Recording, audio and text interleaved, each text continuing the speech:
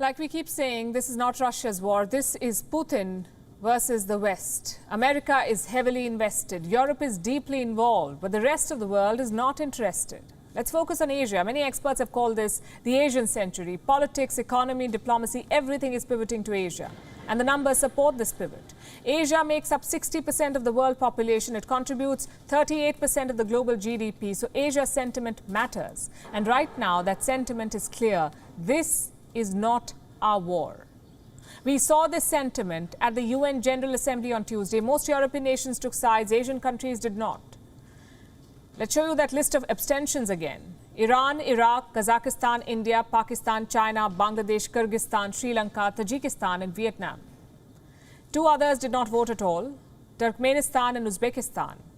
And 2 yes votes did not represent their current regimes, Afghanistan and Myanmar. So what does the list tell you? That Asia is not interested in World War III. All this talk of Cold War 2.0, all this talk of picking sides, the fact is Asia has other business in mind. And this attitude cuts across bilateral ties. Take Central Asia, for instance, the 5 stans. All of them have close ties with Russia, but not one of them voted in favor of Russia, not even Kazakhstan. Do you remember what happened there in January? There were massive anti-government protests in Kazakhstan. Putin deployed Russian soldiers to restore order, yet they voted against him. Same with American partners. India has consistently refused to pick sides in this war. So has ASEAN member Vietnam. The only Asian countries that backed this resolution were the ones that did not really have an option. Countries like Saudi Arabia, Israel, the UAE, Japan, and the ASEAN states. These countries need US military and economic help, so obviously they had to show support. But that support only extends to the United Nations. Outside the UN, it's every country for itself. Washington wants Saudi Arabia to stabilize oil prices. They want OPEC to increase production, but so far Riyadh has refused. Israel did not co-sponsor a resolution against Russia at the United Nations Security Council. That resolution would have been binding. So Israel did not co-sponsor it. This time, at the UN General Assembly, they did. What about the UAE? A similar strategy. They abstained in the United Nations Security Council but voted in favor at the UNGA. Then you have Japan and ASEAN. Both groups need US military support. Both groups face joint aggression by Russia and China. So naturally, they voted in favor.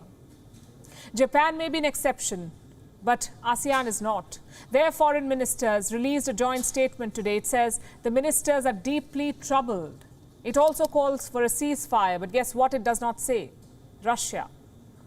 The word Russia is not even mentioned in their joint statement. And that sums up ASEAN's policy.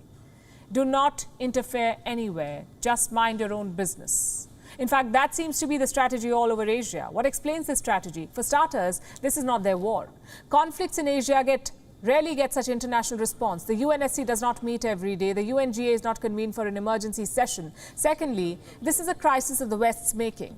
And I'm not talking about the war. That's definitely on Putin. I'm talking about the political issue at the heart of it.